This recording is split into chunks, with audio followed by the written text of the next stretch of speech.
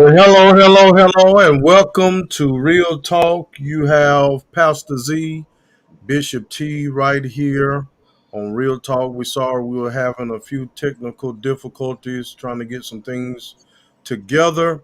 Um, Today, we have special guests with us, but today is actually a holiday. Did you know that? What holiday is it? It's Miss Katie Jean Huff's birthday. It's my mother's birthday. Happy birthday, Miss Huff. Everybody say happy birthday to me, moms. It's it, She's I mean, celebrating birthday on today. Like the way I said it, are, today. yeah. Are you all celebrating big today? Well, we celebrate. We started celebrating last night. Okay. And so just having a good time. Mama, as it's a blessing to have Mama, of course. Um, so how's everything going with you? Everything is well. I can't complain. All is well. All is Everything well. is everything is good. Everything is good. All right, yeah, shut. There you go. I tell you, she try to multitask. Listen, we want everybody to share. Hey, why don't y'all just flood the timeline right now, saying happy birthday to my mom. She's watching right now. Thank you all of you for joining us. I see my baby brother is on today. Minister Di is saying happy birthday and saying hello to us that was waiting patiently. Thank you all for waiting on us. Thank you all for waiting on us.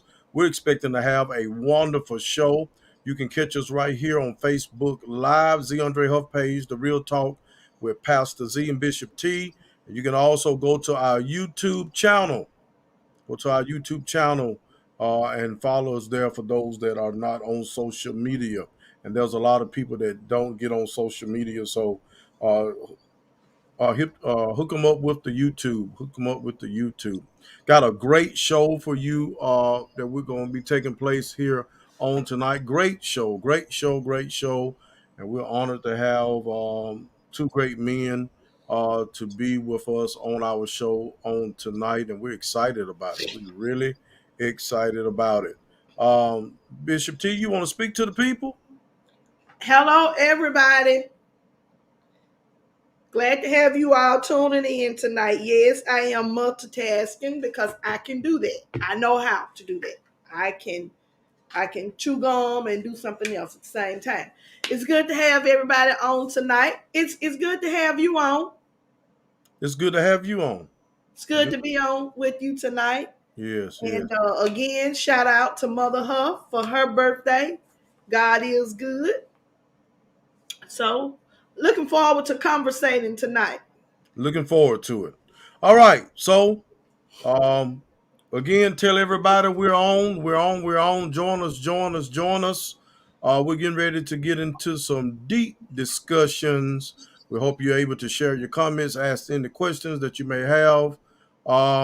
If you're ready, we're ready. Let's go.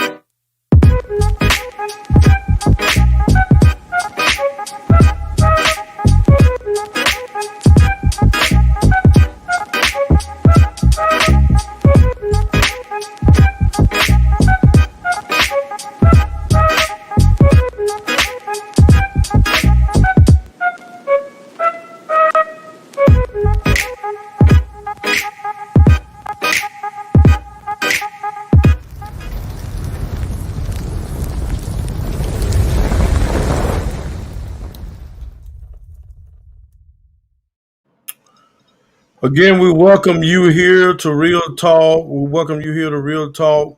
Um, Bishop T, what's been going on with you? Talk to us. What's been going on? Nothing much, you know. It's all is well. It's all Oh, good. I had that thought yesterday. It's all good. I thought about Mr. Leonard Rowe. I don't care what went on. His statement would be, "It's all good. it's It's all all good." And good. I thought about that yesterday. It's all good. All Little right. technical difficulties. It's all good. It You is. know that We're trying last to get some stuff wrapped up now. You keep talking to while I'm trying to work on this, get everything together. We good. But I just need to get this handled right quick. that last scene on the introduction. Mm-hmm. It is so funny because I'm looking like, what are you doing? What are you talking about? Who's you doing that to? You? I know I Me? wasn't doing that. That's just what it looked like. Oh, okay. You know, I would never come across that way with you. But I think Yeah. Mm-hmm. mm, Go ahead. You think what? I forgot. I forgot. I just got to download a few things and get But us do all you, set. while you're downloading, do you want to go ahead and put our guest in and No, why? I Why? won't. Just no, not quite yet. Let's see. Let's where I want to put them right here. Y'all give me 1 second. We getting everything together.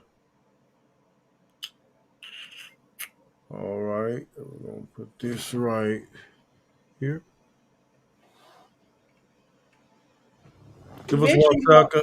eventually you're gonna have to give the control panel the you got to give it to somebody else eventually.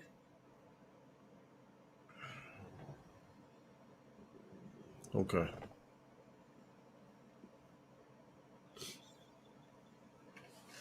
I know we having some technical difficulties, so if I step out, then you'll know I'm stepping out. All right.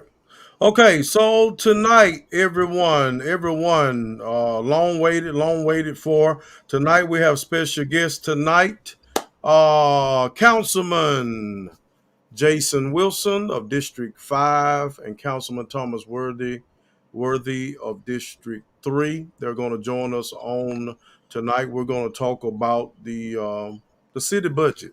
We'll talk about the city budget. Um, but before we bring them on, every council member was given an invitation to join us tonight. Every council member was given an invitation to join us tonight. Well, these was the response from the other councilmen. Councilman Williams said that there was a previous commitment. He wasn't able to come on. The president, Councilman uh, Cynthia Toles, declined. Kent Back declined. Johnny Cannon declined. And Ben Reed declined to come on our show and talk to us about the budget. Talk to us about the budget. All right, let's bring on.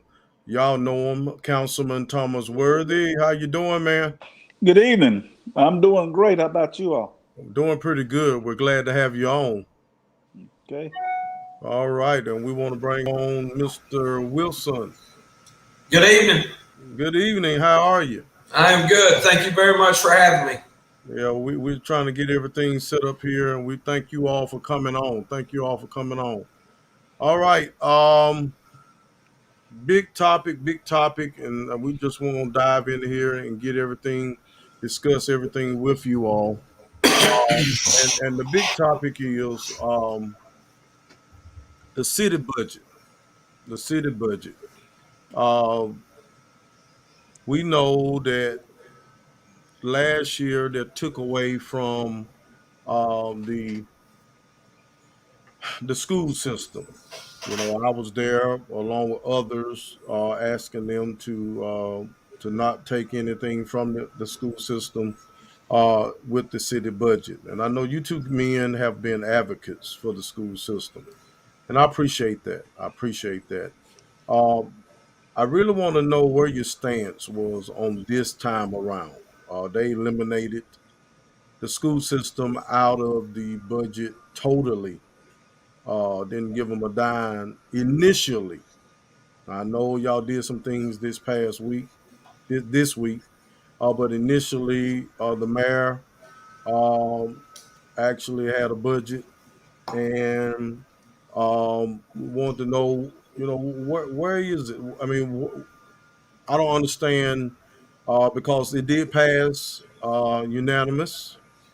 So that means every council member voted to pass this budget. So starting with you, Councilman Wilson, tell me your stance on the initial budget. Well, I mean, not probably not as aggressively as Councilman Worthy did, but I raised objections and I supported Thomas's objections. The one thing I'll say about the optics of all this is so much of these conversations happen behind the scenes, and when we come out there and vote, it's not a real time vote. We all already know what the vote count is. We know whether that budget's going to pass or not. We know who's going to vote yes on it on the council and who would oppose it. So I'll be straight up honest with you. The general logic from the political perspective is, what's the point in me voting no on a budget that I know is about to pass 5-2 anyway, number one. Number two, we had some assurances behind the scenes that there was going to be some stuff happening right after the budget was passed. But for me personally, I'll tell you, the only reason that I didn't raise a holy stink about it is because of the funding that the school board received from the federal government this year. It's my understanding that just like the city got $24 million in extra funding this year from the Relief Plan Act, the Board of Education got some $25 million from in additional funds this year. And so there was a lot of stuff that was in the budget that we were trying to get done. And so I said, okay, if there was ever a year for me not to burn it down over something like this, it's the year that the school board got an extra $25 million.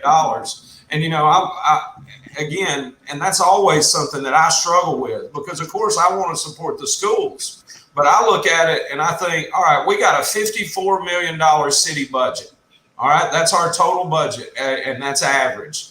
And just to go back real quick, Pastor Z, you said last year they pulled they reduced the fund. That was actually 2 budgets ago that we dropped it from 1.1 million to 900,000 when you came and spoke. Mm-hmm. Last year, we level funded it. We did do 900,000. It's the same thing we had done the year before. Mm-hmm. So we dropped it 200,000 2 years ago. We kept it at 900,000 last year, and then it went to 0 this year.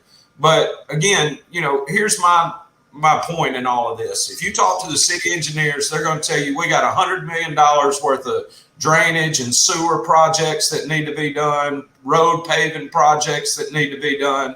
And we just allocated $11 million of that $24 million extra money we got just to drainage and sewage and stuff to try to, again, the engineer says $11 million is great, but I could use $111 million and we still wouldn't have it all fixed. That's how far behind we are in keeping these sewers and drains. You see the posts, you get the calls just like I do.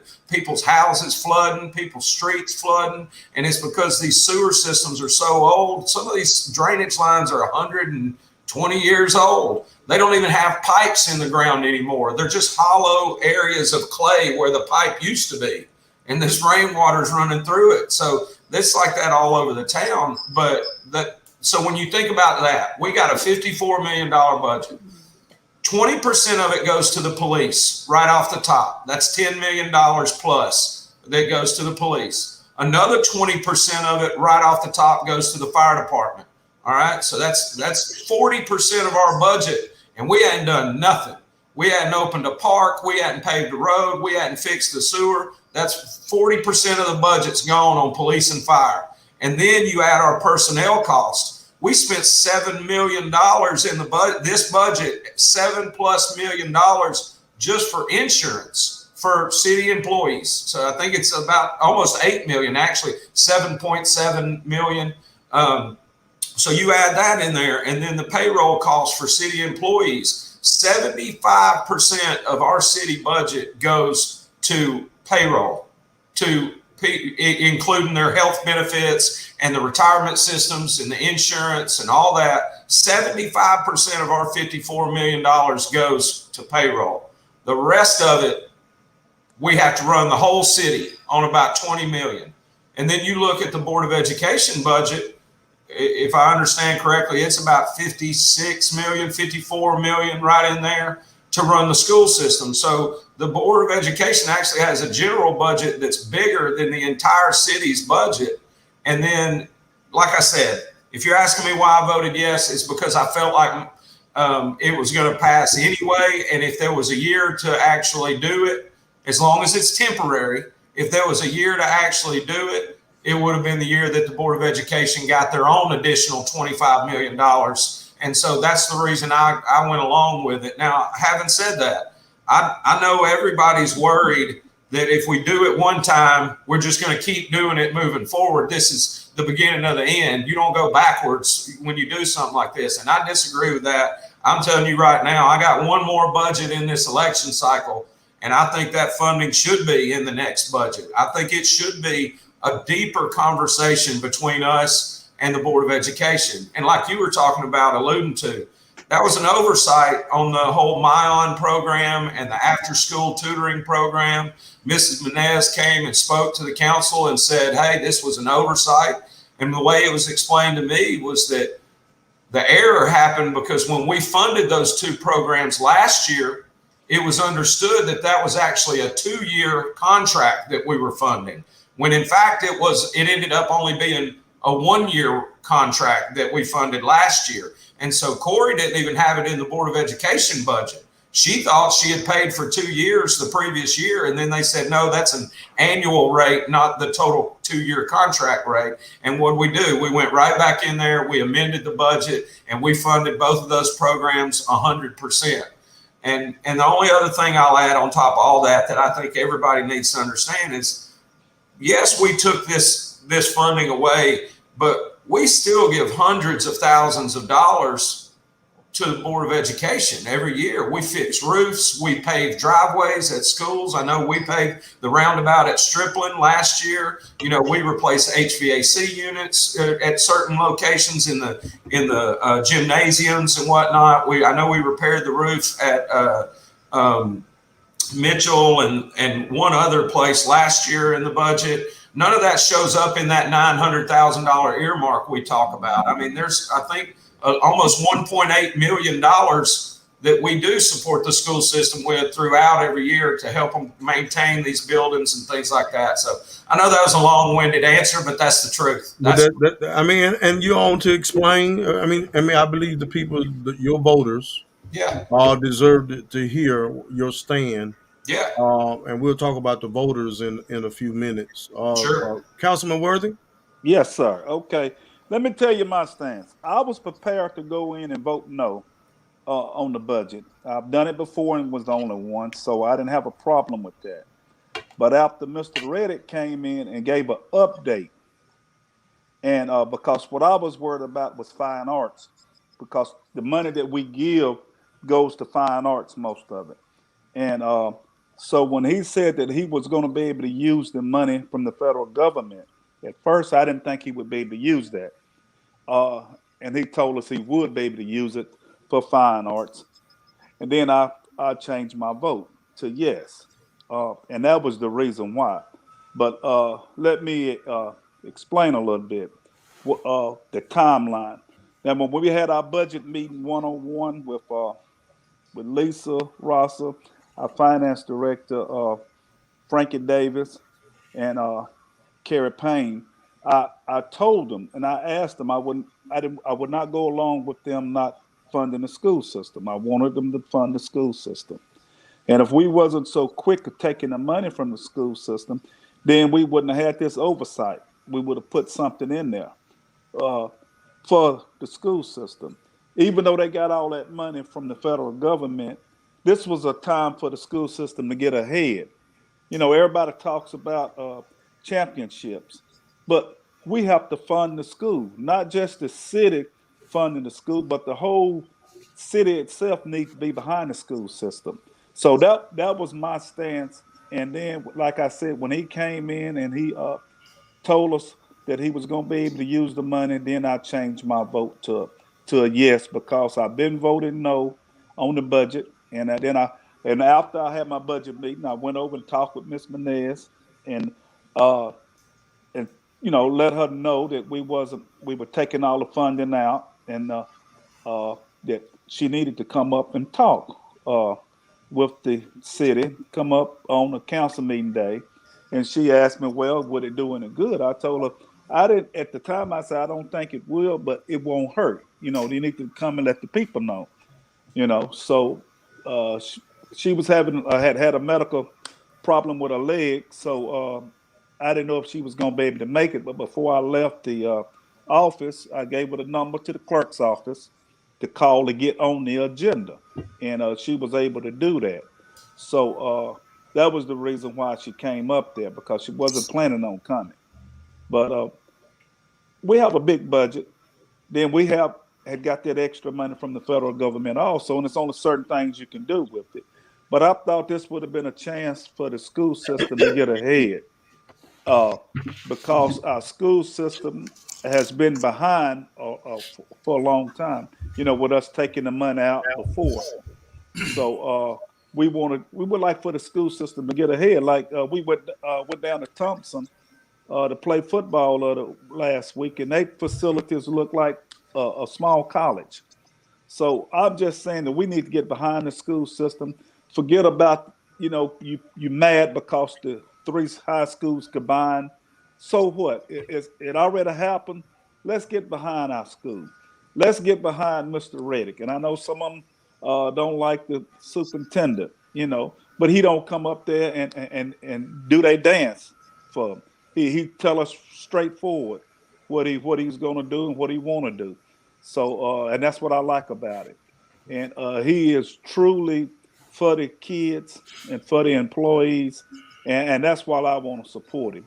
So and support the school system. So the budget, hopefully, we will be able to do more.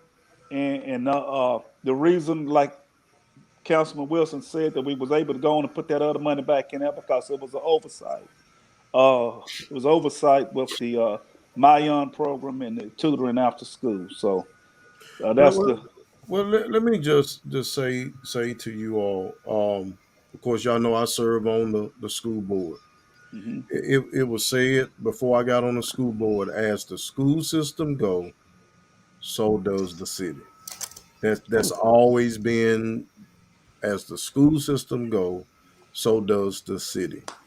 It doesn't matter if, to me, if we got all type of money coming in, the city still needs to support the school system regardless. And I have an issue when we have to have people to come beg the city, got to come beg the city to do for our children. These are our kids. I just looked at recently Kay Ivey, Governor Kay Ivey, taking COVID money and want to build prisons instead of giving it to the school system and other places. We do you know where they get the numbers to build the prisons? Based on dropouts in the school systems. And so if you got people dropping out in the school systems, they build these prisons. So you would rather take money and put it in a housing facility for a correctional facility than to give it to these children and allow them to further their education or improving their education to be the best they can be. Um, the reason why y'all went back to the drawing board because it was only the monies that we had and could move around. We could only uh, fund for 10% of those lower class people that wasn't getting it. But we had other kids that was receiving D's and F's that needed tutoring as well. And y'all decided, and I appreciate y'all doing that, But why did it have to? Why couldn't it have happened from the jump? Is my question. And why is it there's an issue with this administration? Because I don't think it ever happened to Taylor, Russell, or Miller, where they did not fund the school system. So why is it happening now? What is the issue they have with the superintendent? He haven't done anything personally to him. Is it they mad because he's sitting in that seat? I don't understand what is the issues. He came up there, gave his report. Why would you, Councilman Worthy, have to talk to another employee from the central office and ask them to come talk to the council when the superintendent gave an excellent report? And he talked about what he said he had already got heads up that wasn't going to be funded by the city, and so he was able to move some money. So if we moving money around, that's money we really don't need to move around. But if we need people, we need fine arts. Y'all want fine arts. He's still Well, moving money around to make sure that we can operate. Reverend, let me stop you right there. I did not know that the superintendent would be given an update. This was a week or two before I went to Miss Menez to ask her to come and speak to the council. This was before he was on the agenda to speak. So we didn't have an idea. I didn't have an idea that he was going to be there until we got the agenda that Okay. Friday. Okay, but his report appeared not to be good enough No, because no, I his was on report that was good council enough to meeting. me. I was on that council meeting and I was typing all type of stuff, telling y'all vote no, vote no, vote no. And you're right, Councilman Wilson, your vote wouldn't have stopped the budget from going through. Councilman Worthy, your vote, 2 votes wouldn't have stopped it. But at least you'd have went down on record not voting for a budget that didn't support the school system. That's what I'm looking at. Because I say all the time, your record speaks for itself. And I know y'all fight. And you say, well, maybe they have something in the budget this time for my community. That's all fine and dandy. Your 1 vote and Councilman Wilson vote would not have stopped that from going through. But at least the people out there, the children out here, would have known these men right here will fight for us regardless of what these others are doing.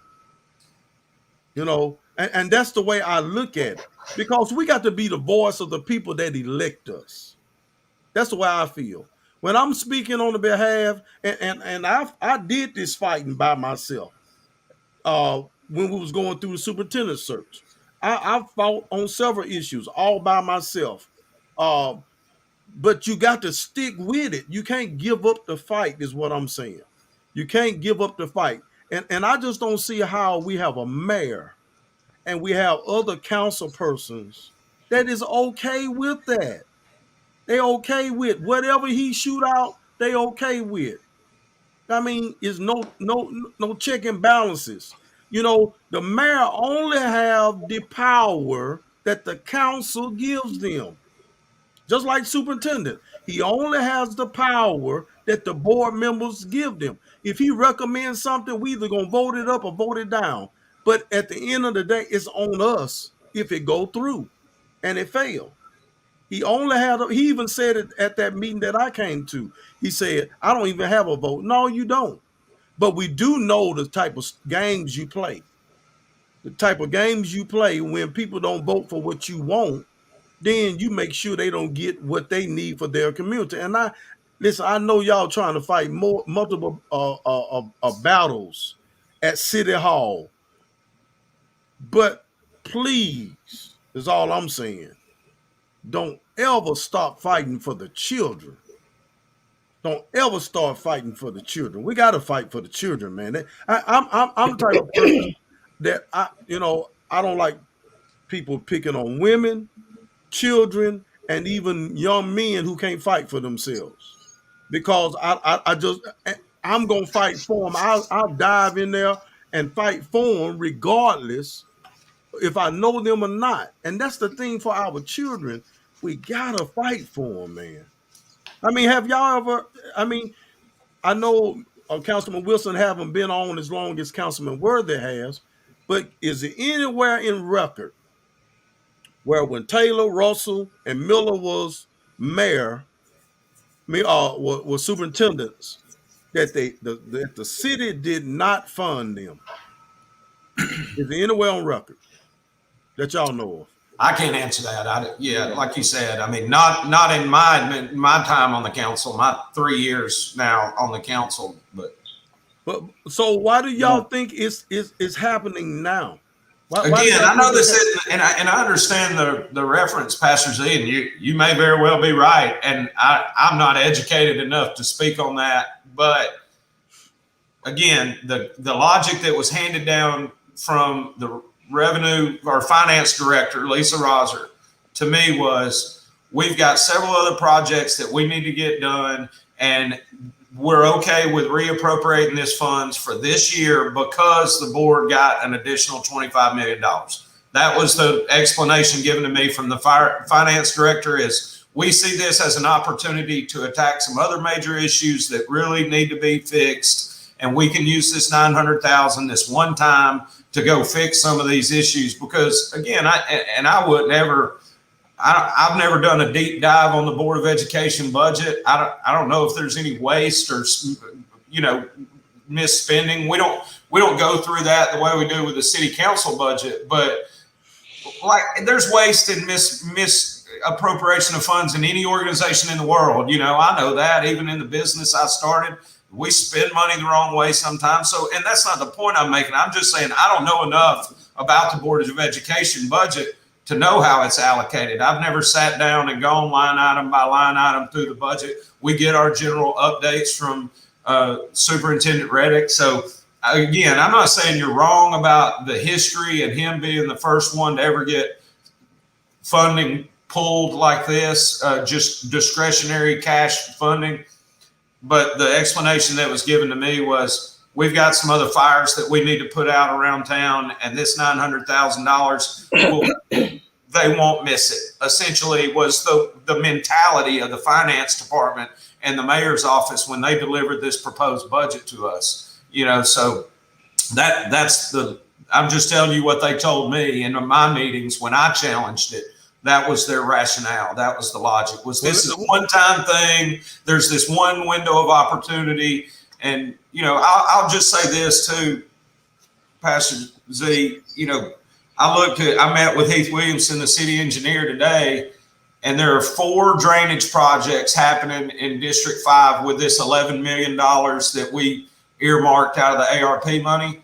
And 3 of them are directly adjacent to the Gaston City High School campus. That big retention pond out front, the one on, I think it's Monroe Street, there's going to be a drainage project, and then South 11th Street from there right in front of the school all the way back to like Hickory. I think they're going to redo all that where it floods right there. And that's $1.4 million worth of drainage projects that are all happening within 150 yards of Gaston City High School. So I just ask, and I get it, it's robbing from Peter to pay Paul. You're taking away from certain parts of educating these kids. But as a councilman, I do have to juggle both of those. People want their roads paved and they want us to support education. And if there's a way, maybe you can kill 2 birds with 1 stone and do some major improvements around the campus to make that area look better, and to make it function better in that community, then I looked at it like maybe that was a decent trade, to where you can kind of try to do the best of both worlds. But let me jump in and get some clarity on some things that I'm hearing tonight. First thing first, what is normally in the budget for the school system is $900,000. Well, 2 years ago it was 1.1 million. Okay. And then they reduced it down to 900,000, and then it was 900,000 last year, and then it went to 0 this year, and then I think we added back, Councilman Worthy, you may know this exact number. I think it's 185,000 was for the 183.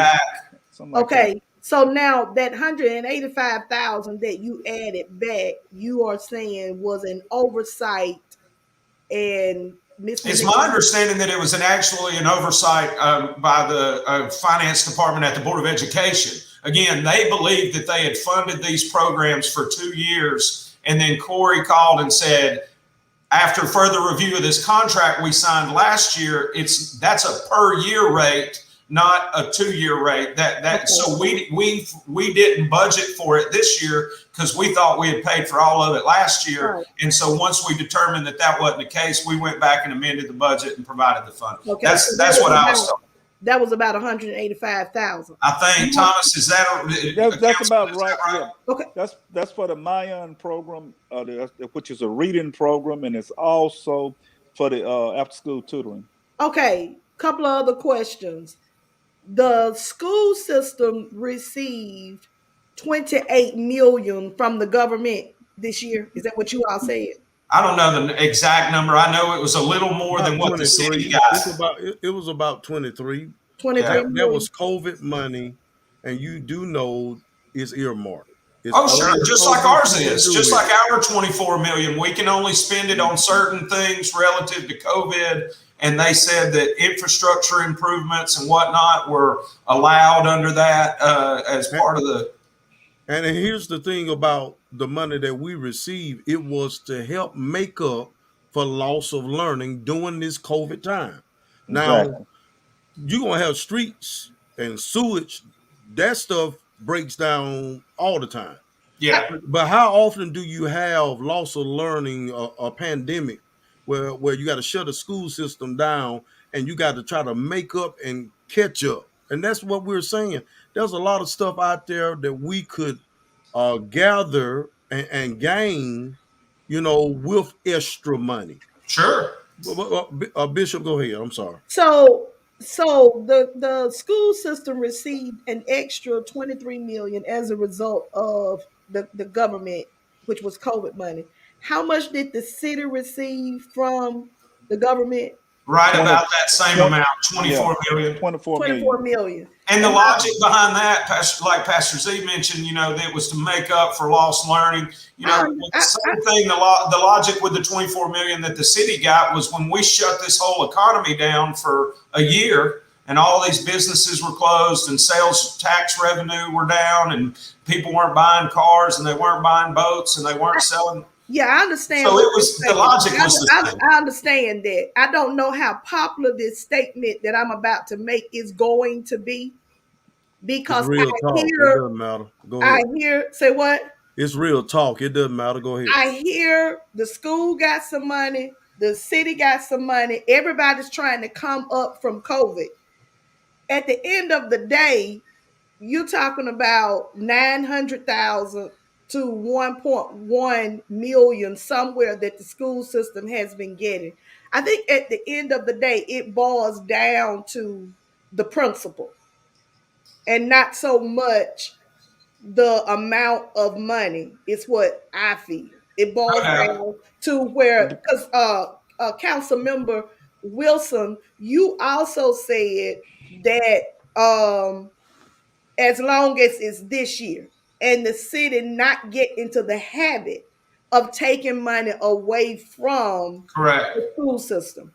Here is my concern, because Pastor Z is kind of hitting around at it.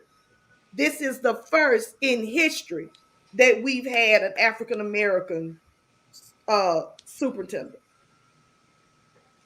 My concern along with that, and I asked this, I think council member Word, I think you remember me asking this, or asking for some numbers with the ratio.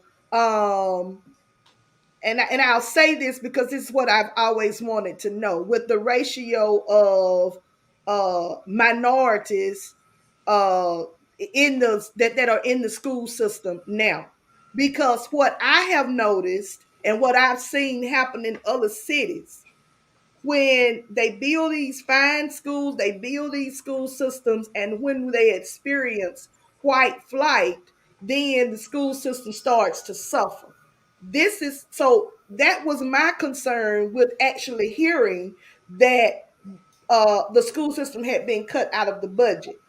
I'm not saying that even now I totally agree with your reasoning or your rationale behind your vote, but I understand that your reason for your vote. I understand it in you saying that the superintendent came, you all got this extra money, and the school system got this extra money, so you thought if there was a year to cut them out, that it would be this year would be a better year to do that, knowing that they did have this extra money. And if we really realize it, not only is the school system trying to come up or recover, the city is trying to come up and recover as That's it. well That's as. all I was saying, man. We think we have the same perspective in that sense that the city is looking at it going, hey man, like the engineer told us, I can spend $110 million on drainage and we still wouldn't have it all fixed. These department heads are looking at it going, hey, this is our chance to come up as a city too. We get beat up every day because these roads are terrible. These sewers are terrible. They are terrible. So Yeah. at the same time that the school system is trying to come up, the city is trying to come up. Also, the citizens Yeah. of the city are trying to recover from COVID. So I think that it boils down to principle. It boils down to the fact that the city took money away from the children, and it does not need to become habitual. It does not need to become habit forming, that even though because they got extra money, because they got extra money and they're trying to come up. It's the same scenario on both 100. It just doesn't have. It just doesn't need to be precedent for how we act in the future. And I'll be honest with you, and this will go back, Pastor Z, to what you were talking about a little bit earlier. You know, I'm only comfortable saying this because the mayor said this publicly. I don't usually speak on behalf of anybody else, but the mayor said this publicly many, many times from the council chambers. You know, he never wanted to build that school in the first place. He never wanted to see the consolidation happen. He thought it was a bad idea. And now the city pays $900,000 a year on a bond that we took out some 20 years ago to build that building. The Board of Education pays $900,000. The city pays $900,000 on it. It's a total, I think, of about $1.8 million a year to service that bond. And every chance the mayor gets, we should have never done that. We pay this money every year, you know, and da da da da. Well, you know the reason why the mayor complains about the 3 schools being consolidated. Of course I do, Pastor Z. Because he's all about Emma Sampson. Of course. And that's the problem. I thought you were going to hit harder than that on Real Talk, but I know exactly what you're talking about. Well, you hit. I'm going to let you hit. You know, anybody in this town that doesn't think that there's a racial line between Emma Sansom High School and Gadsden High School and Litchfield High School, and that, I mean, we saw this last summer, you know, during the Black Lives Matter movement. You know, it is clear that this city still has a major race issue, and I'm not calling anybody out. It's institutionalized. It's systemic. It's in who we are as a community, man. People live on this street. People live on that street. People go to this restaurant. People go to that restaurant. I see it every day. And, you know, I'm lucky because I left Gadsden for a while. I went to Auburn. I got a degree. I moved to Baton Rouge, Louisiana. I then moved to Atlanta, Georgia. I lived on the 100 block of worked on the 100 block of Peachtree Street for 5 years. I lived at 7th and Midtown for 4 years. You know, I got indoctrinated in a different way. I learned the error of my ways. I grew up as a relatively poor kid, you know, in Gadsden and then eventually in Southside. There was racism all around me in my family. You know, it was everywhere all around me. I was a bunch of good old boy plumbers and electricians. And if I wouldn't have got out of this town and been exposed to the rest of the world, I shudder to think what my mentality would have been like. But I did, and I do see it, and I speak out on it regularly. And you won't ever get me to. I can't speak to Mayor Guyton's heart, but I can obviously tell you that anybody who says that race doesn't play a role in how we communicate and interact with each other in this community at the highest levels and the lowest levels is crazy. That's, of course, that impacts the way this city operates.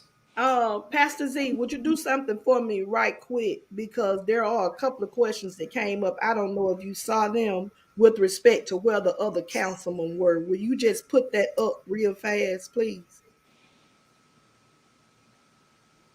Someone asked the question, where were the other councilmen? There was one that had Councilman Williams had a previous engagement or commitment, and the other four that you see there declined. So I wanted that information be put up so others that were not here would be able to see that. And we definitely want to thank you all and give y'all credit for at least coming on. The people Yeah. that vote for you deserve to hear from you.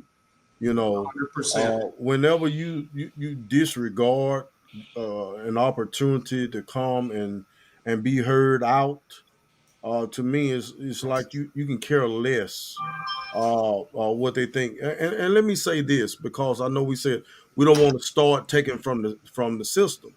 Well, they started, like you said, Councilman Wilson, a couple of years ago.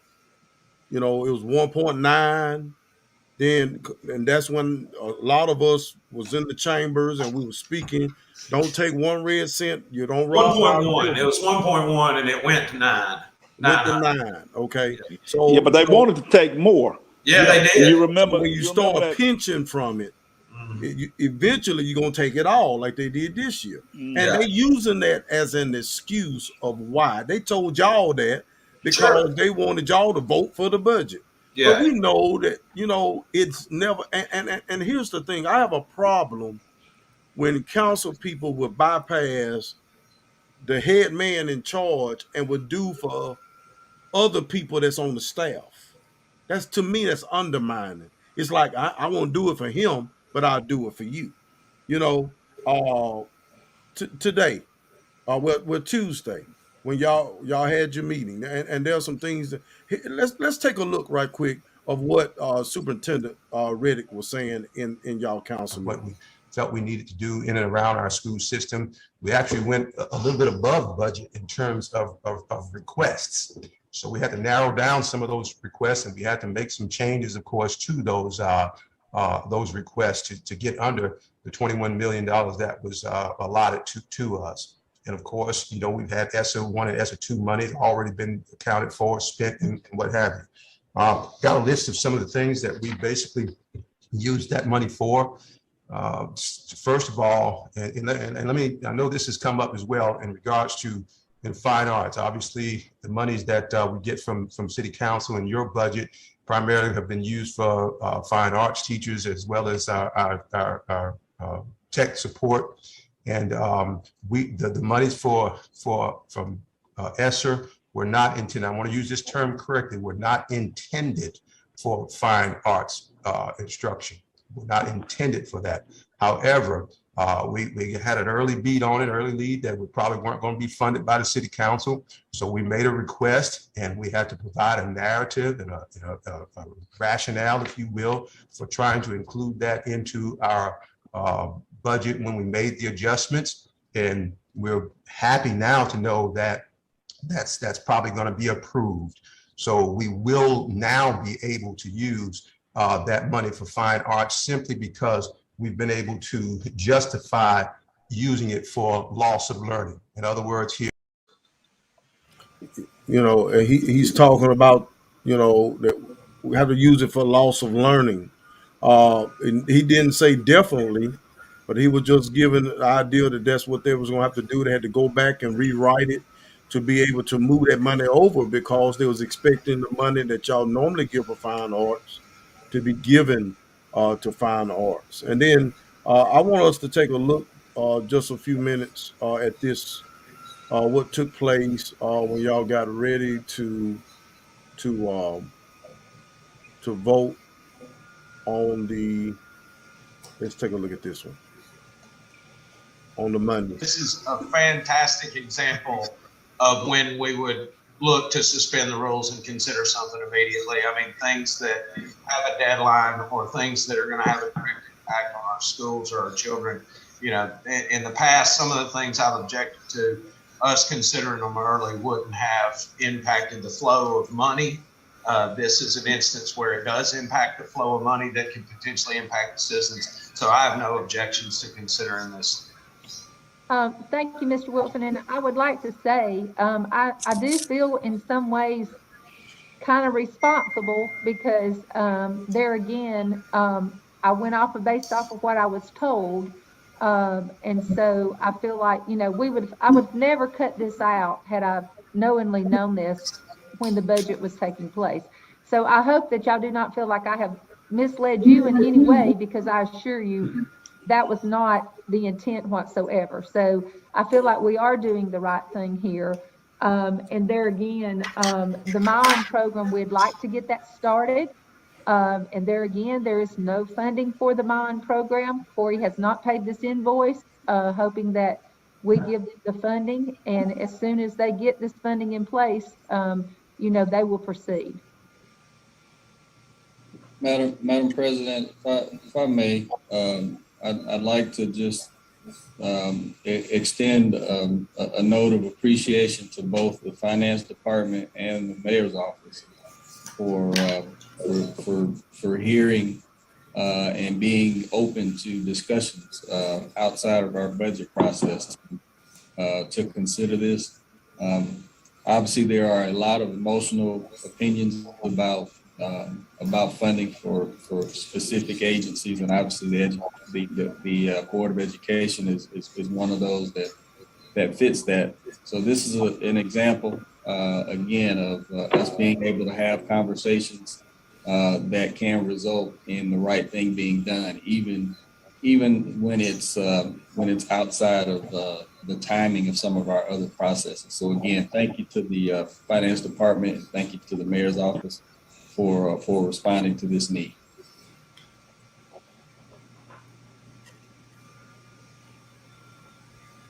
Any other comments?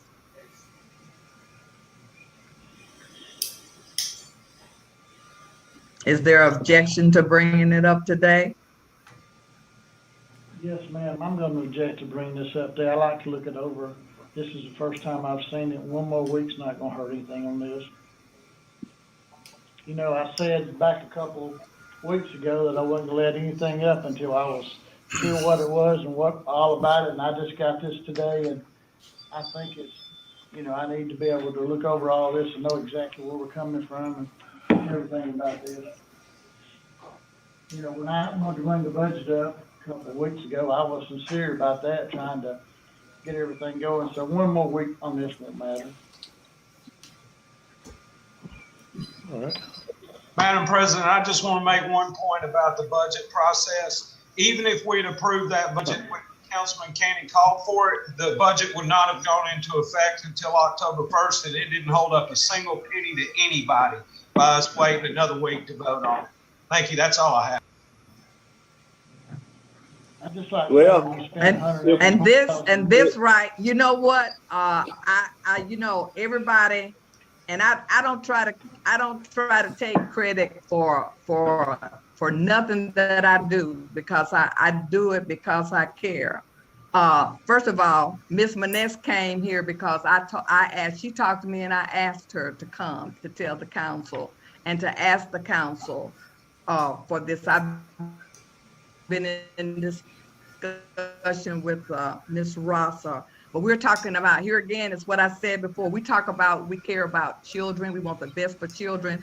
And all Ms. Rosser is saying, this MyOwn program is not funded at all. And this is where it's a reading program, and it will benefit the children, the books and things. She comes and gives a report. So we know what happens with the MyOwn money and the tutoring. I definitely approve of this for the tutoring and for the MyOwn program from the very beginning. But you know, it's just something that's needed. And as Ms. Russell said, it's not on the school system. You know, we're just trying to do the bookkeeping that's right. So, you know, it would be nice.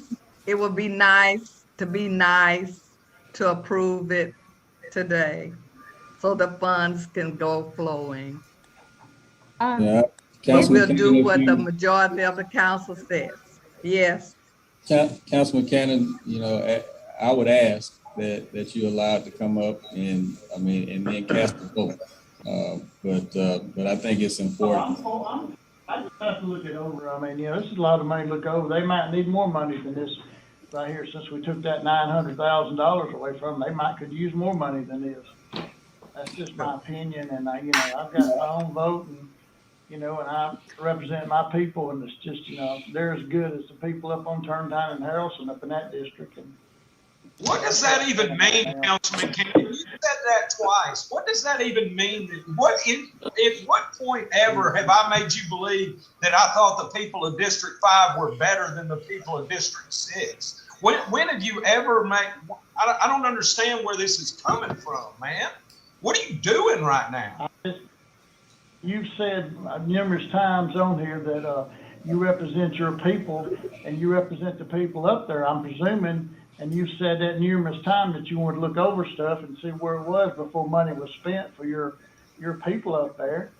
And is that not the people you represent? I never said my people. I said the citizens of Gadsden deserve an appropriate amount of time to review $78 million in spending. I never once said a word about Turrentine or Harrelson or District 6. And I'm getting really sick of you picking on me. And it ain't going to last much longer. You want to fight? Let's fight. Councilman Wilson. All I'm gonna say, Wilson, you my type of guy, Doc. Hey, I want to say this because I do want to make this clear. First off, that was in pre-council. Okay, those are not official meetings. All right, those are casual, informal settings. They are not intended to be. We are not following parliamentary procedure during pre-council. It's some guys sitting around having a conversation, and ladies. Number two, obviously, when I said you want to fight, let's fight, I was referring to an intellectual fight of principle. Obviously, I wasn't trying to throw hands with Councilman Cannon. Yeah, I understand, but if you now, I'm in the business of laying hands now. I hear you. I got some oil too. You know what I'm saying? I do. So, you know, I understand. I understand. You know, and we're going to play some in a few some closing remarks that you had Tuesday.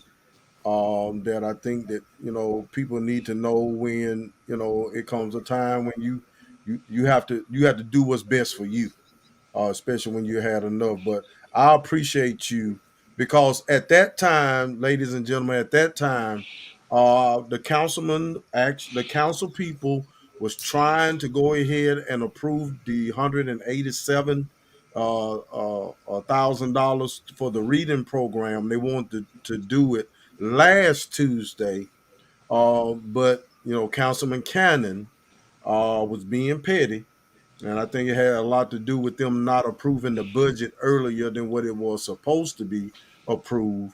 And he pretty much said that he would not pretty much go move anything ahead on the agenda that was not initially on the agenda. And so there was, you know, and here again, it's like playing games with our children. This is our children. What are we talking about? And you said, Councilman Wilson and Councilman Worthy even said in there, if we wasn't so quick to try to get this budget passed and eliminate these kids out of the budget, you know, they would already had this money. You know, well, let me ask you this: why is it that when y'all give the city school system money, that y'all have to earmark it? Why is it always coming earmarked? Why has it got to be in a specific place that they have to put that money, instead of putting it where they need to put it in order that best help our children? Why does it have to be earmarked? It it doesn't supposed to be earmarked. Yeah, it's always earmarked. That's not Remember, from it's the for budget. fine arts. From no, from our discretionary money is earmarked. But when we give from the general budget, it's not earmarked. Guys, y'all excuse me for just a second. I'll be back. I'll let Councilman Worthy go for a minute. Hold on Okay, just Okay. a second. we got you. Yeah, that money shouldn't be earmarked. The 900,000. Y'all get to spend that the way you want to spend it. But I thought they okay. What is all of this for the fine arts? Because the state doesn't provide money for fine arts. So, but y'all earmarked the money for tutoring and for fine arts. I was just wondering why it's got to go to a. It's like controlled by the council. Um, Pretty much what we do with the money y'all give us instead of funding it where we can put it in different areas, reading programs, tutoring, hiring, paying salaries with some whatever we have to Well, do. what you do with the fine arts, you do pay salaries with that money, with some of it. But let me go back to something while I'm thinking about it. What the bishop was saying. You know, the city was trying to come up, the board of education was trying to come up, and the citizens was trying to come up from the coronavirus. You're losing money, but the city didn't have that for to come up because with all the stimulus money that the federal government gave out to people, you know, our sales tax were actually up. Now we lost money on occupational tax because a lot of people had lost their jobs, but we didn't lose as much money as we thought we were going to lose. So the city is really in pretty good shape. So that's why I had a problem with them taking the money because it wasn't like we were hurting.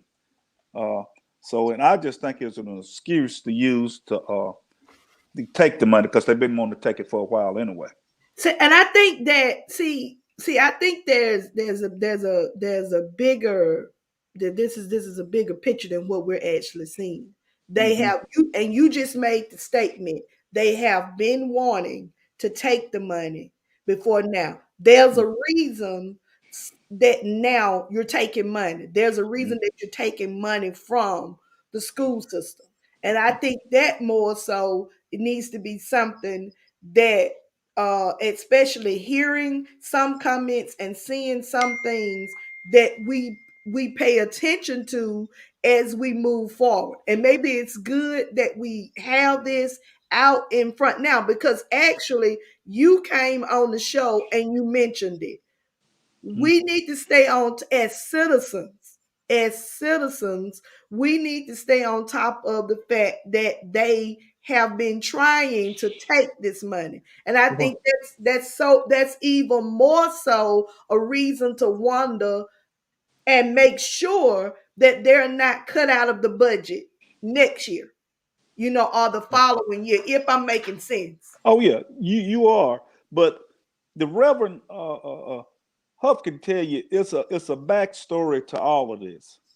You know, we've been fighting this for a while, Rev.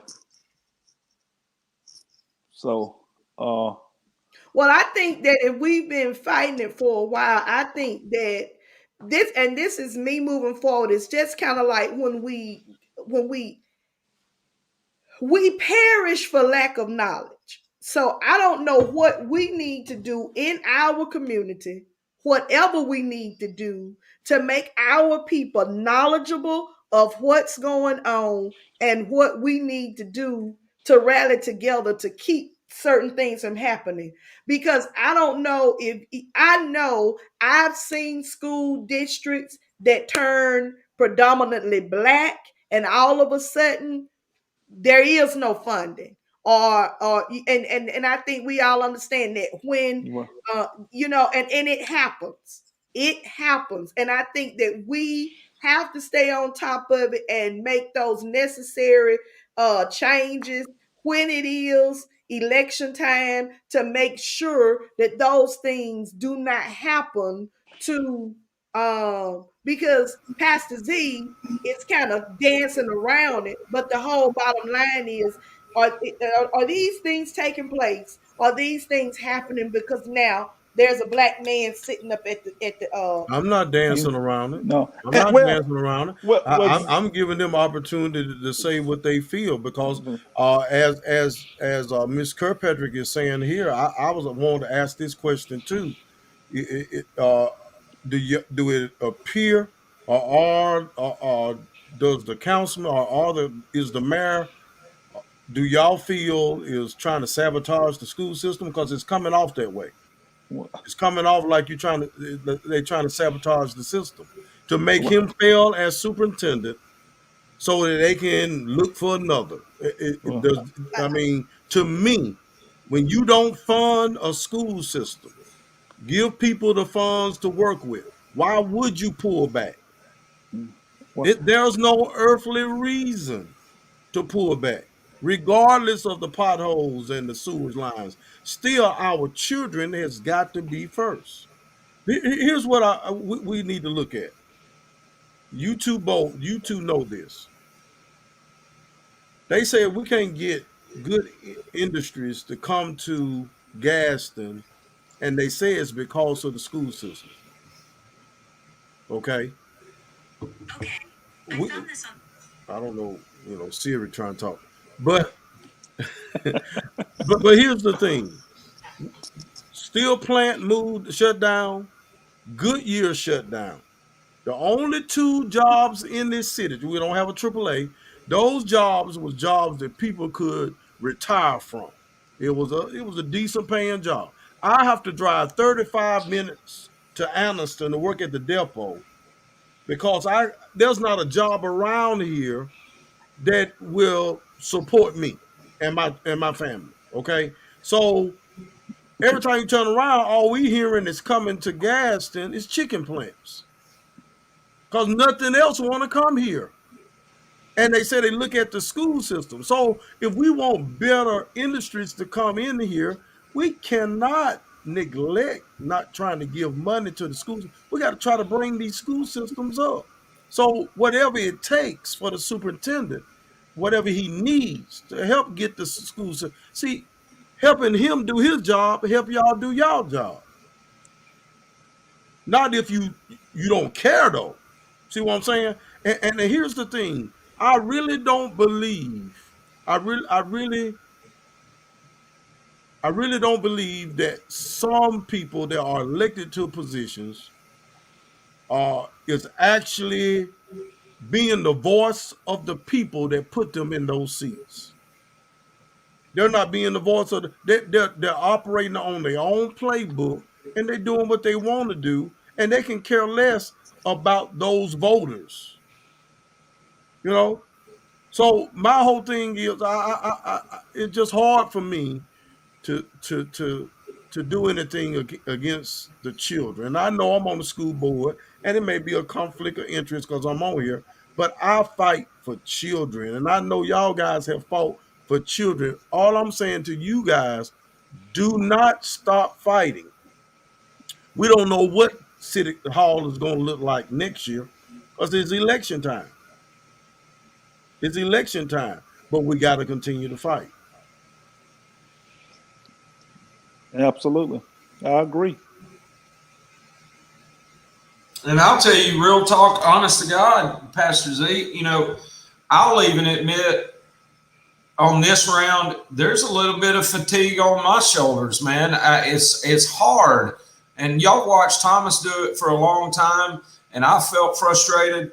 There is a mentality that starts to set in that says, okay, for the first time in the history of this city, this next election cycle, we've had basically 2 mayors in 40 years in this town. All right. Technically 3. One of them served 1 term right at the beginning. But since then, we've essentially had 2 mayors. And even on the city council, we've never seen a majority flip on the city council. We see one come in and one go, one come in and one go. We've never seen a big move on the city council.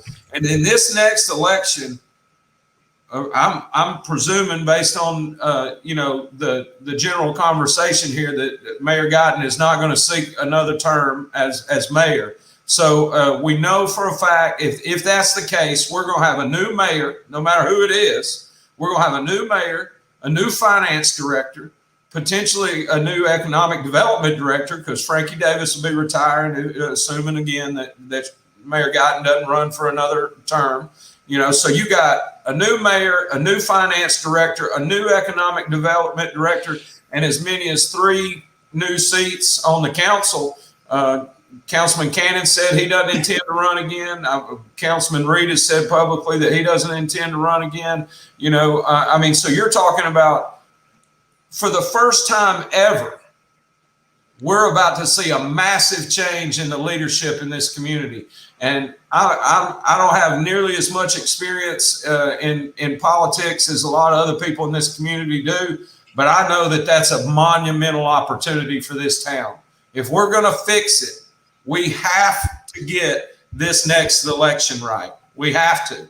And people have to show up to vote. And this is our chance to really see a material change in the community. So I regardless of where you stand on any issue, you got to know that this next election is probably the biggest one this city's ever seen. Yeah. Yeah. And they're going to look at the issues that they had, and people going to play on those particular issues. No doubt. Yeah. As they should. I mean, you like you said, you have to be accountable. And there's some things that I've done that I probably would do differently if I had the opportunity over the last 3 years. And I have no problem standing in front of a group of my constituents or citizens and talking about that. I'm not a perfect man. I've made, the wrong vote. I've done the wrong thing. Probably, like I said, if I had it to do over again, maybe I'd do a couple of things, but I do feel like I've done a pretty good job of trying to be a voice of reason, at least, and try to, because there's so many roots here, man. I said during the last summer, I said, you can't out Gadsden me, and I meant that. There's so many, I know all the backstories. I know all those stories that get talked about offline or, at the dinner table. I've heard all those stories. We hold on to grudges in this community. And as a small business owner, it is so foreign to me. And that's why y'all see me get frustrated. I'm out there trying to make bread, and whatever it takes, I'm going to compromise. I'm going to find a way to get it done, because that's how I make my living and how I provide for my family. I'm going to do whatever it takes to solve a problem and to work together and to get something done. And when you come into an environment where people aren't used to being collaborative, they aren't used to working together, they take offense to everything that gets said, they back into their corners, they're holding on to grudges that are 15, 20, 30, 40, 50 years old. It's so hard to move forward together when we all got a bone to pick, like I was talking about before. And again, I'm not speaking on behalf of the mayor, but he said this many times. He didn't want to see that school consolidated. Now, I'm not going to speak to why. I can't get into his head, but he said it out loud many times. I never wanted that thing to happen. It was too expensive. It cost too much money, and we're still paying for it 20 years later. Well, that was 15. But was it worth years it? Ago. It was 18. My point is, that was 18 years ago. And we're still talking about it. It's still affecting decisions that we're making today. Now, it shouldn't affect the decisions. My question is, was it worth giving every child that's in the 9th grade to the 12th grade the same opportunity? I think that's what Mayor Guyton failed to realize, while he's over there at Emma Sampson, you had kids at Litchfield getting hand-me-down books with pages missing. Yeah. And if they want to take advanced classes, they had to drive over to Gaston High School in order to take those classes and then come back to Litchfield. But now when you put them all together, everybody have the same opportunity. What's wrong with that? That's what we all want. Yeah. And you crying about that? We even talking about now a possibility consolidating all the middle schools. Yeah. You got people saying that's what we need to do. That's what we need to do. Well, we got this joker upset because we did the high schools. What do you think we'll do when we show enough eliminate Emma Sampson altogether? Yeah.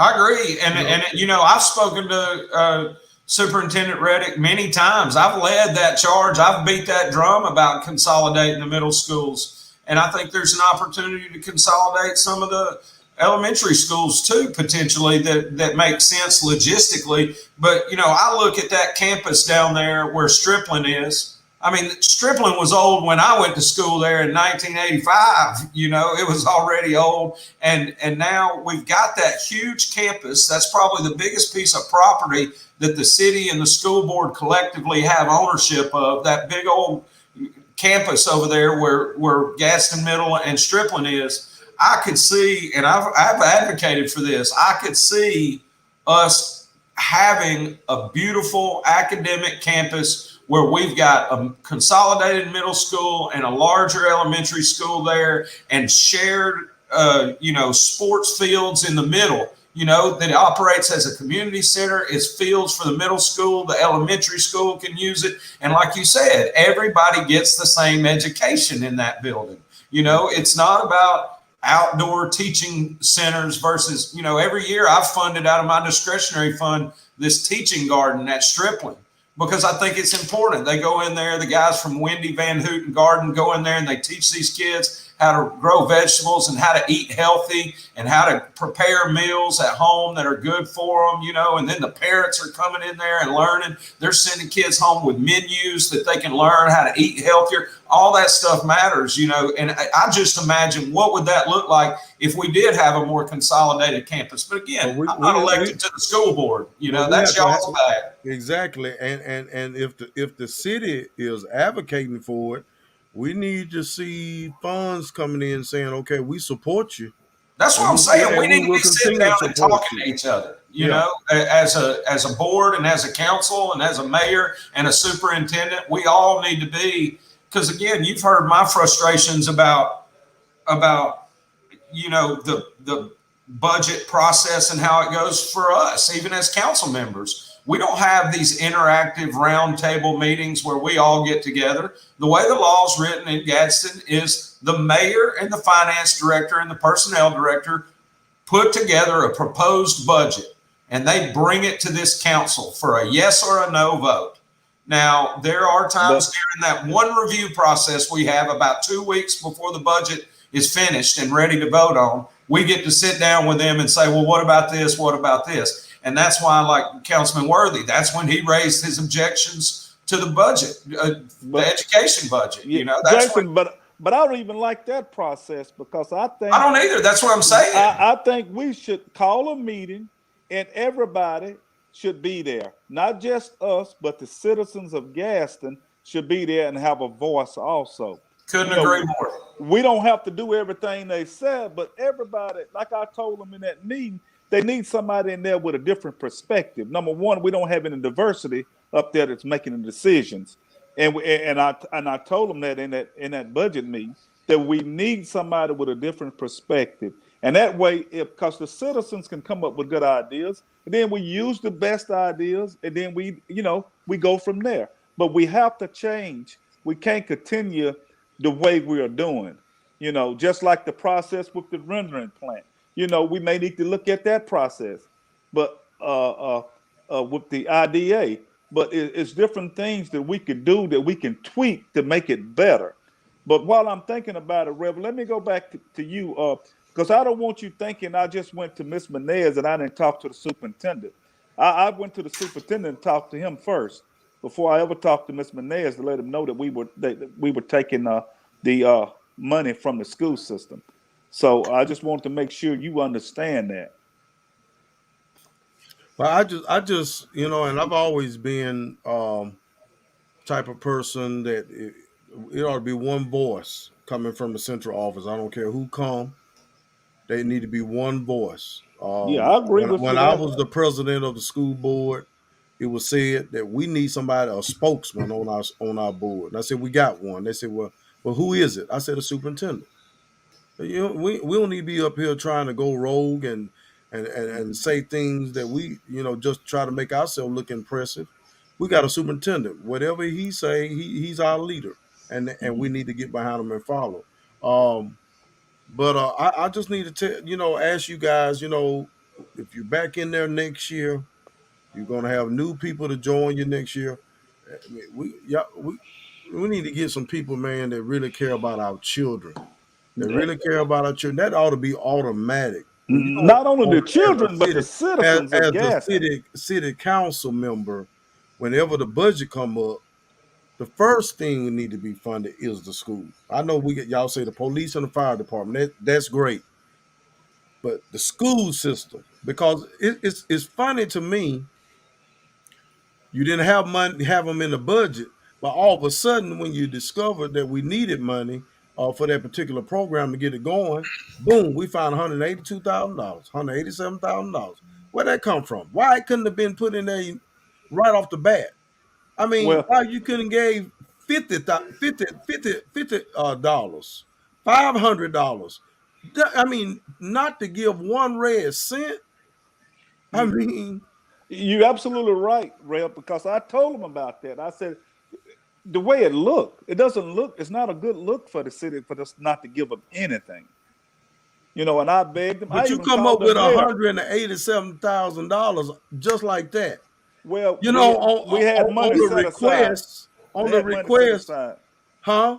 They had money set aside in the line item for stuff like that. Well, I mean, It was like, that's just it a was mile. like That's 500 and just. some $1,000s that we had set aside, and so we wouldn't have to. I mean, that's just 2 miles of road that don't get paved, or one drain that doesn't. You know, that's how they reallocated it, because that's another thing. And I don't know how it works for the Board of Education's funding that they got, but Gadsden doesn't get 23 million lump sum. We get half of it this year and half of it in next year's budget. So we don't even have all 23 million. We only got half of that. We only got 11.5 million this year, and we get 11.5 million next year. So we just said, hey, we're going to generally, the way the mayor's office brought that budget before us was said, hey, we're just going to say we're earmarking $11 million for drainage and sewer projects. We can't tell you exactly where every one of those dollars is going right now, but we're putting it in that bucket. So when the school came back and they said, all right, we need this extra money, the finance director just went back and said, all right, we're going to spend $10,815,000 on drainage and sewer, and we're going to move $185,000 out of that bucket in, or you know what I'm saying? I mean, they just moved it around from one bucket to another, and so that. But you know what? But you know what, Councilman Wilson? Here's the thing: y'all was giving us $900,000 before you got to 23 million. Yeah. So if you didn't do it, I'm gonna give us 900,000 again. You got 23 additional $1 million. You follow what I'm saying? It didn't hurt you to give us the 900,000 when you didn't have the extra money. So all I'm saying is, to me, and I may not be like everybody else, but to me, you never exclude your children and rob them of a future that they could have. The more advanced stuff we can bring in, because we buying Chromebooks and all type of stuff, the more advanced stuff that we can get our children hands on and to get them to read. I think we got a program now that you're going to learn to read by the age of 3. Yeah. These are the things we're trying to do to get a head start so we can have some productive citizens. So it'll make the city job a little easier. And we had to worry about overcrowding the jails. These people are getting educations and coming back to our city and like you putting up a business. You Yeah. see what I'm saying? You know, so but how would they know how to do this if we don't invest in them? And everybody, you know, when we look at it, and you look at the Walnut Parks, and you look at the Mill Villages, and you look at those over at Litchfield, some that may be over in that area, that's been robbing opportunity because, you know, even now, you know, the monies that we have, the after school tutoring and programs, they need this in order to advance, to get ahead of what we're doing. And all I'm saying is that it should never be that we say we ain't giving the kids nothing this year. You know, and I asked again, do it seem like they're trying to sabotage the school system? Do it appear? I don't know. I mean, that happened before my term. I'll say this: I was a part of it as a citizen. I watched it, but Councilman Worthy can speak more to the. I think the way that went down and who was for Tony and who wasn't, and I feel comfortable calling him Tony because he's a personal friend of mine. I don't mean any disrespect by that, but I think he knows a little bit more about where the straw poll was and who was pushing for him and who was pushing against him than I do. I'll say this about Superintendent Reddick too. To your point, Pastor Z, about having a single person come represent. This is a compliment and an observation at the same time. I compliment Superintendent Reddick because he always comes up there and says, "We'll be fine. It's okay. We'll be fine. We're going to make it work. Nobody's going to lose their job. There ain't going to be no services lost. Everything's going to roll." And that can give some confidence to some people to go, see, Superintendent Reddick said it's going to be fine because he's a professional and he knows no matter what, I'm trying to preserve a relationship with this city. I'm trying to have a good working relationship with this council and this administration. And I'm going to come up there. I'm not going to say anything critical. I'm going to tell them everything's going to be fine and we'll see you tomorrow, whether everything's fine or not. So, that I will say that kind of gives a lot of people an out, I think, in the administration to say, well, Superintendent Reddick said everything was going to be fine. And when I know that he's saying that because he's trying to be a professional. Yeah. And he's not up there trying to raise, throw shade at somebody in a professional setting. He's just saying, we're going to be fine. We're going to put our heads down and keep working. But I do think that gives some people an opportunity to say, he said we're going to be fine. So, Well, going all the way back to when I put the Reverend on, asked him to serve on the school board for this district. Back then, it wasn't an elected school board. That's where a lot of this started because they wanted a different superintendent, this group that we fought.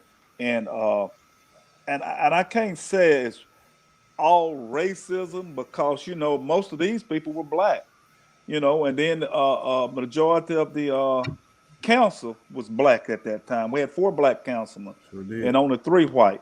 So, it's a shame that we as a people, as a community, cannot come together and work together for the good of our kids, of our community, and not for the good of 1 or 2 people, And that's why I'm hoping this next election, we would pick the best candidate that cares about the citizens and not there to score political points. And because, like you were saying earlier, people hold grudges in this city.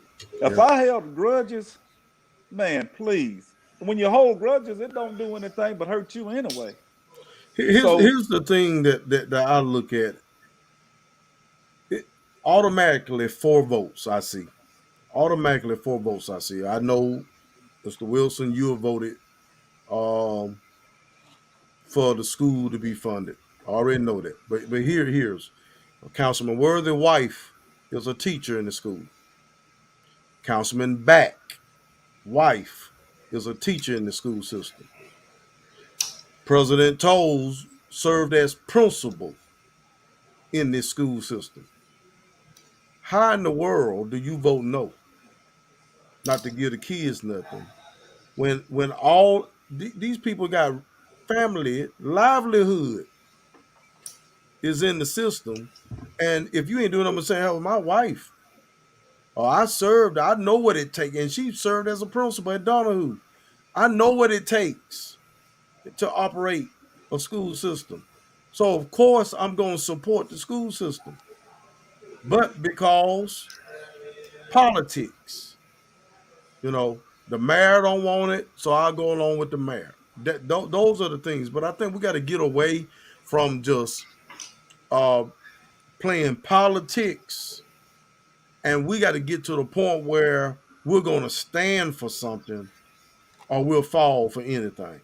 That's all I'm saying. And I appreciate you guys coming on. I really do.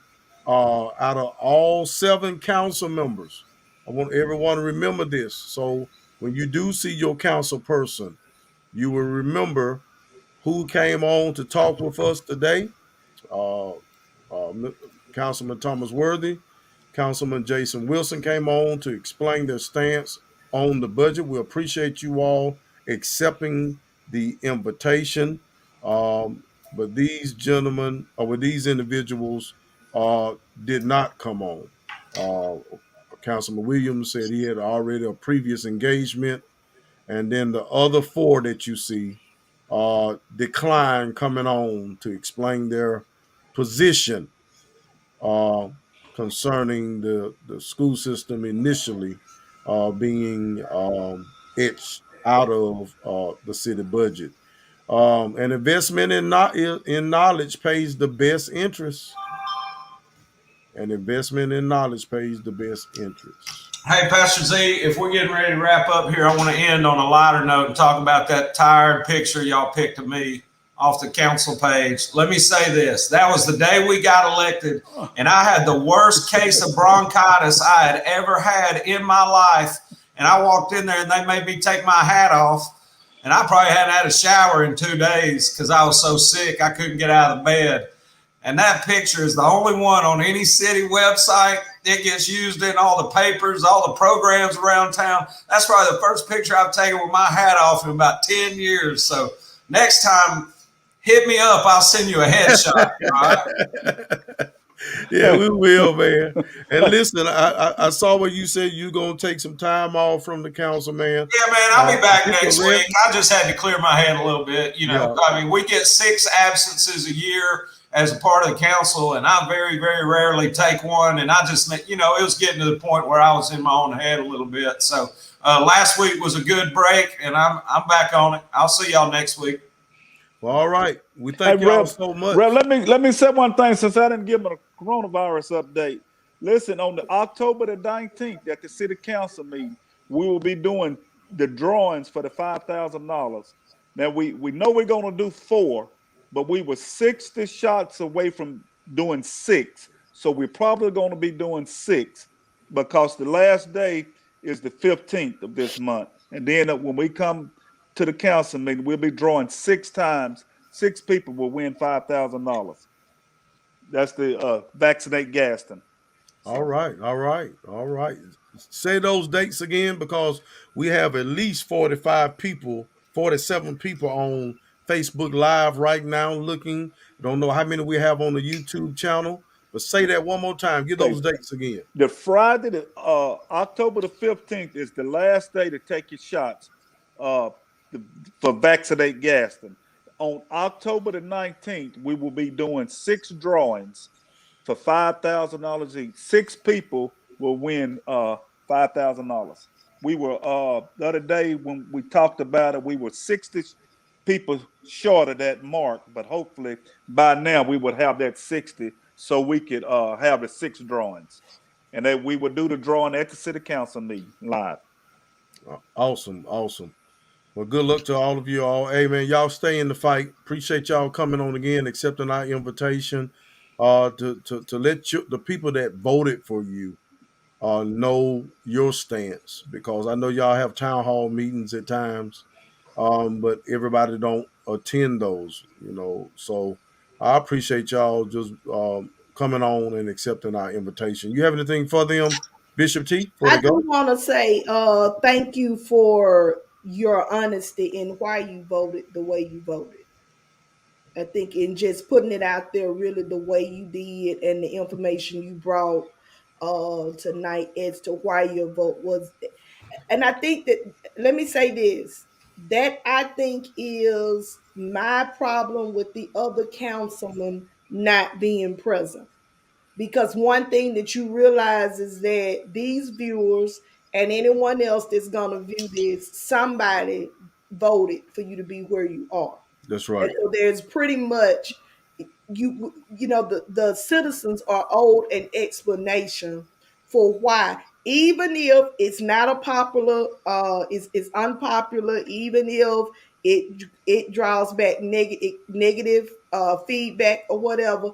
At least thank you for coming and seeing the importance to say This is why I did it. Everybody's not gonna agree all the time, but I do appreciate the honesty in saying this is why we did it. Whether we agree with it or think that it was the right move or not. At least you are big enough to say I made this decision, and I'm gonna say I can say why I made it and stand Mhm. behind me making the decision. So thank you, echoing the words of Pastor Z. Thank you for coming and thinking enough of the citizens of Gaston and the viewers on this show to just tell it the way it was, Yeah. with And you. Bishop T to me is simply saying we care about the people that we represent. We do care, and we owe them this. I'm gonna take time out because we owe them this. But to those that chose not to or decline, it's like we can care less what y'all think. This what I did. Oh well, get over it. I don't know. But we appreciate you all.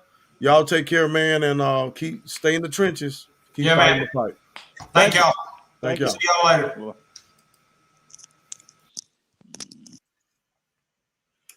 Wonderful conversation, Bishop. Wonderful conversation. You think? Yeah, I think I think it was a good conversation, and I think here is the thing though,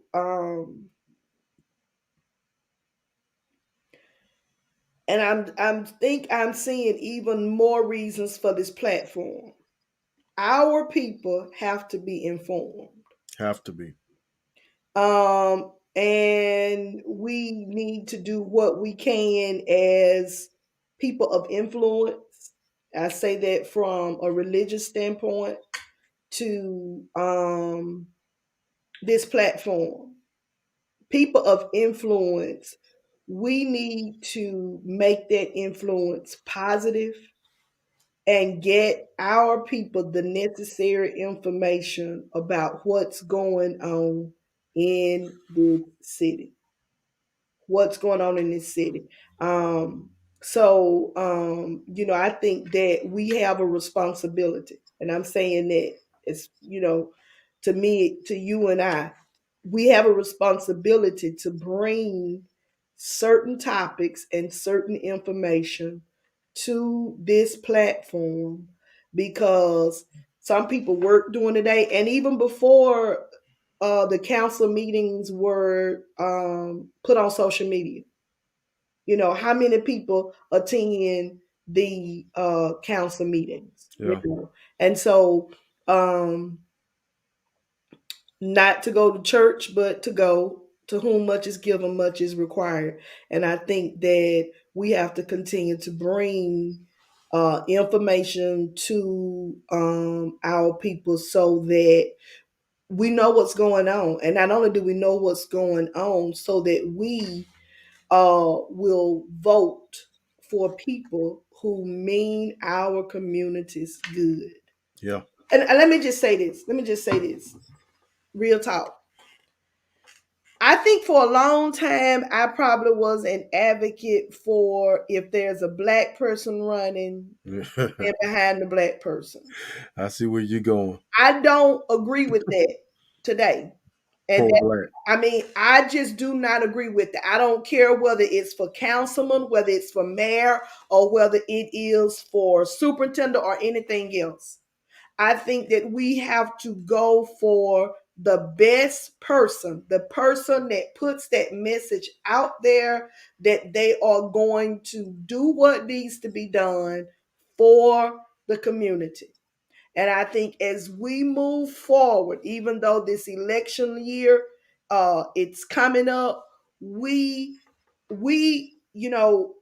have got to make sure that we put the best people in position for this city and we rally behind, we unite ourselves and we rally behind the best person for the positions that are before us. I had never met council member Wilson. I had never met him, but I appreciate some of the things that he said tonight. And here's the reality. You got to know who put you in that office, and those Yeah. are the people those are the people that you need to be listening to. Another good point that was made by one of them, if not both of them, we have to start sitting down and having roundtable discussions about situations and circumstances. Because here's the thing, even when there were three high schools, Litchfield was always the underdog with those three high schools. Why? Because it's where the majority of us were.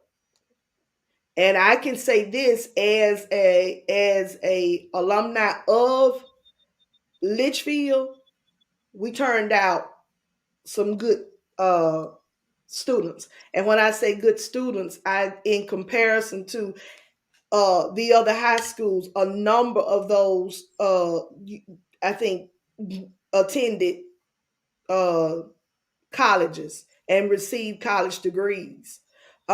So, but Litchfield was always, there was always money that was allocated for Litchfield that never got to Litchfield.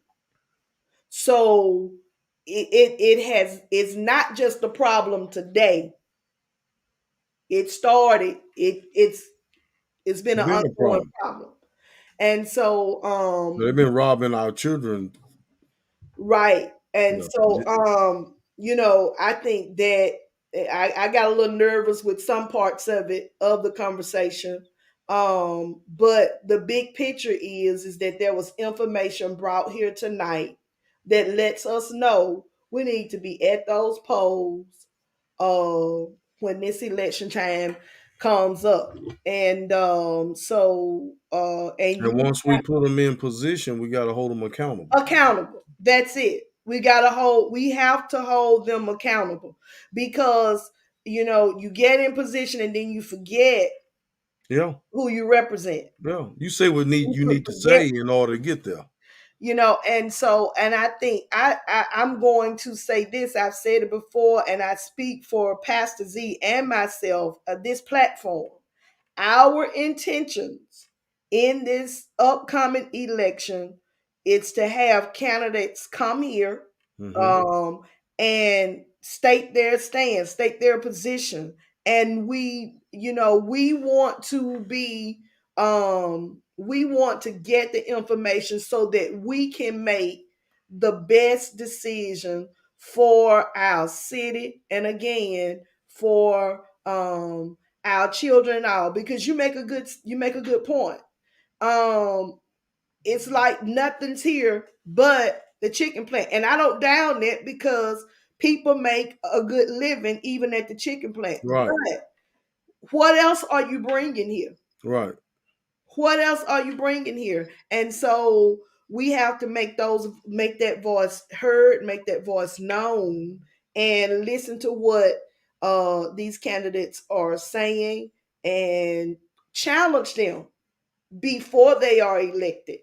Challenge them and let them know, this is what we're looking for. So that challenge has to be there. So when they are elected, they rightly so hold them accountable for what they've said. Because the handwriting is on the wall.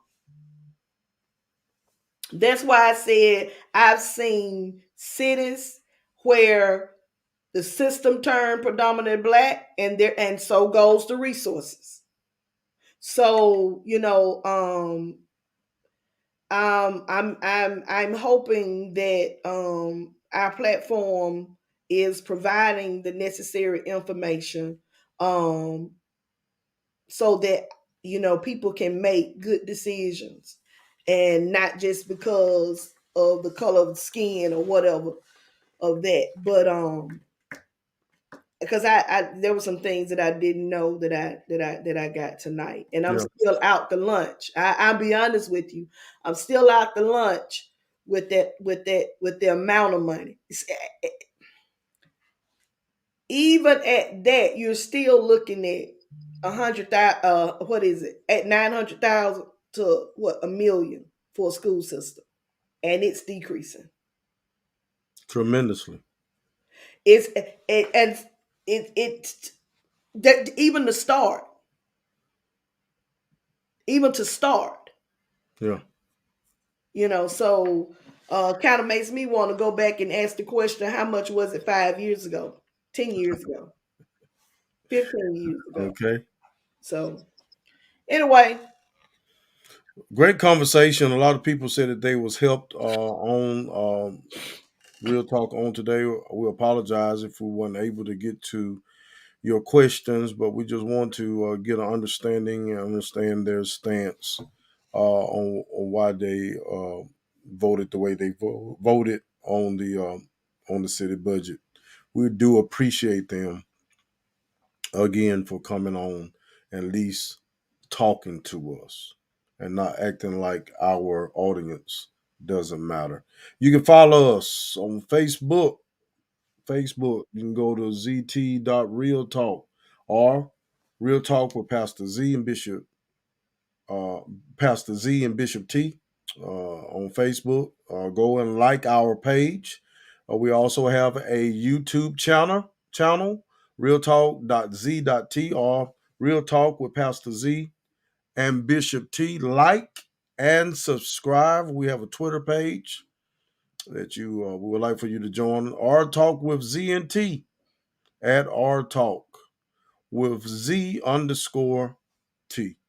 Okay. We pray that y'all have a wonderful night and pray that you really enjoyed our program. Bishop T, you ready to say good night to the people? I am. Good night. Good night. Happy birthday, Mom. I'm on my way to see you, sweetheart. I love you.